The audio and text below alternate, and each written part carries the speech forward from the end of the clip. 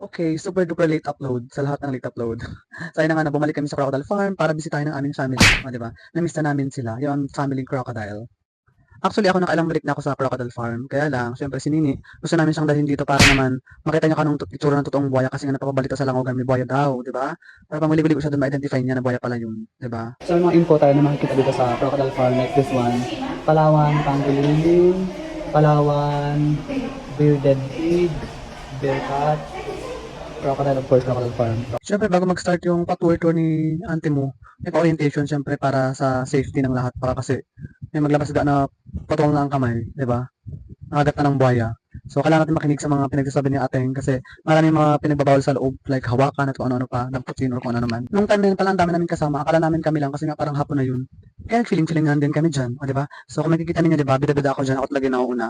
Akala mo alam na alam ko yung mga kaganapan. By the way, kasi nakailang balik na ako dito kaya alam ko na yung sasabihin, alam ko na yung i-explain. Kaya nagauna-una ako dyan kasi ang goal ko talaga ay makita agad yung mga malalaking buhaya.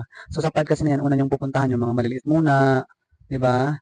Bago kayo makakarating doon sa labas sa mga malalaking buhaya talaga. So marami pa kasi mga kwento, mga explanations na narinig ko na rin naman na. Pero si Nini, syempre, dahil bago siya, kailangan niya marinig. At kailangan niya matutunan yan kasi nga, syempre science yan, di ba? For the reptiles yan. Reptiles ba? Tama. Napabanding ang mga sisi ko. Groupings. Group yourself into ilan to? 12. You're now heading to the big crocodiles. Alam mo yun, yung nakailang balik na rin naman ako sa Crocodile Farm pero parang nervous pa rin ako. Natatakot kasi ako, di ba alam kung bakit. O, di ba? So, ayun na nga, pag-akit namin dito sa may parang ito akita na to, nakita ko improvement kasi dati parang ang bakal-bakal lang yun na parang magbiba na ngayon sementado na siya. O, di ba? Improving. So, ayun na nga, pag-akit namin, nandiyan na agad yung isang buhaya. Medyo malit na niya sa picture pero pag nandun ka, ay, pagkalaki siya. O, di ba? Katakot, tas basta nakaiba. Tayaan mo yung mga balahibo ko dyan, tas para akong nahihilo, di ba alam kung bakit. Parang nagkaroon ako ng acid bigla. O, di ba? So, medyo naka-freeze lang sila dyan kasi nga, syempre, hindi ko alam kung bakit. O, di ba? Nakakatakot talaga. Di ba, ano na lang kapag may mahulog dyan, no? So, hindi ko pa na alam sa history ng Crocodile Farm kung meron na nahulog dyan sa parang tirahan ng mga buhay na yan. Nakakatakot talaga sobra.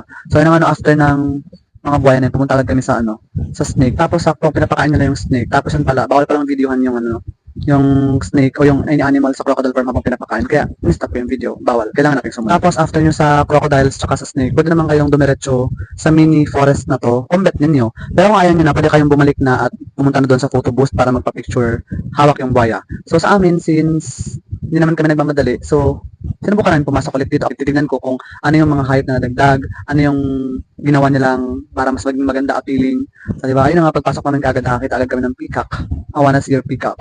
Char. So yun nga mga iba't ibang ibon tapos hayop dito sa parang mini forest na ito. Tapos ang nakakaloka pa na part ay meron kaming naabutan dito na bear cat tapos hindi man siya nakakulong. I mean, parang panghabol.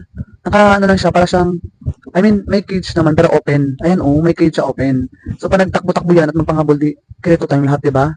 So yun, for the zoom na ako ng video kaya hindi ako lumapit kaya baka magising yung panghabol. Kaya no. It's a no for me. O, 'di ba? Nagalaw pa nga bigla ka nagtakbuhan kami. Porcupine na naman tayo. Porcupine? Porcupine, guys. Yung mga tinik-tinik. Ay no, isa lang mga kawit-kawit. Lumabas ka dyan. Kapit ka sa amin, charot. Ha? Malapit yan. Ayun Ay no, yan. Yan. Ano, may bising man kuya. Friend nila yan. Ha? Friend nila yan. Nakapasok yun. Nagalabas na. Next ay, ano to? Naabutan natin yung eagle ngayon, may kinakain na meat. Ayun may Parang lizard di ba kuya? serpent eagle. Grabe yung niya pala. So yan marami pang naka-close sa mga daanan doon sa mini forest na wala pang laman siguro ng mga hayop kaya naka-close. Kaya yun lang, medyo konti pa lang yung mga hayop dito sa Hindi katulad nung unang punta ko dito, parang baker pa ata kami pagkarami mga hayop. Diba, baka kasi hindi pa sila nakakakuha. Cheese. Palabas na kami ng ang ganda diya.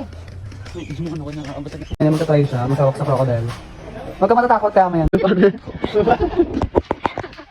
Nakagasin din naman. Punta ka na Adventist ngayon kasi nakagasin din.